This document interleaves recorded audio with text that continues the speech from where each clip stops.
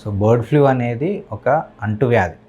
So ఇది జనరల్గా avian influenza అనే వైరస్ వల్ల మనకి సంక్రమిస్తుంది. సో ఇది జనరల్గా పులికాటు కానీ, కొల్లేరు కానీ ఇలాంటి సరస్సులకి వేరే వేరే దేశాల నుండి మైగ్రేటింగ్ బర్డ్స్ అనేటివి వస్తూ వెళ్తూ ఉంటాయి. సో ఇలా వస్తూ వెళ్ళినప్పుడు ఆ మైగ్రేటింగ్ బర్డ్స్ నుండి దగ్గరలో ఉన్న పక్షులకి కానీ, పౌల్ట్రీలో ఉన్న కోళ్ళకు కానీ, బాతులకు కానీ వీటి నుండి వైరస్ అనేది మలం ద్వారా, వాటి లాలాజలం ద్వారా పౌల్ట్రీలో ఉన్న కోళ్ళకి, బాతులకి స్ప్రెడ్ అవుతుంది.